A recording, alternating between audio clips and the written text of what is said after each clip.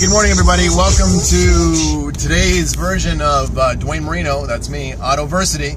And tip for today is going to be about how to close more sales using humor. Humor is perhaps the most overlooked and not to be underestimated aspect of selling. Listen, anybody who sold anybody anything, how much easier is it to close and sell if you've got some humor going? Now, here's some keys to getting humor into your transactions. First off, do it early, but not too early. You don't want to be perceived as being a joker. And you want to make the first joke about yourself. So if I'm on my game and I'm outside, I might, there might be a little bit of wind, and I'll say something like, oh wow, it's windy, how's my hair? Or I might make a comment about, covering my head up and, I don't need an umbrella, but should I grab you one? The thing with humor is if the first joke is about yourself, it could be, your last name, how you sound, how you look, something about your personality, something about what you're not good at. A, it relaxes people because you look comfortable in your own skin, and B, you get to find out if they have a sense of humor, and you can start to build on it from there. Never make the first joke anything risky or anything about the customer.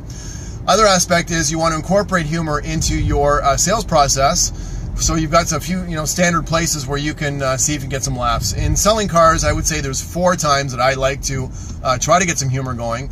One is maybe at the trunk. If they like to golf, the joke is, how many golf balls do you think you can get back here?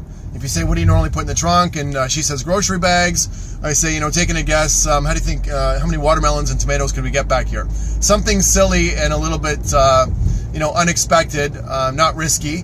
Let's see if they start giggling, okay? Looking to the interior of the car. Do you use the back seat much?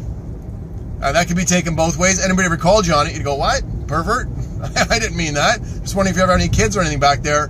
But if you say it with the right tone and facial expression, you can have a lot of fun with that, depending on the customer, of course. Be very careful how you use this.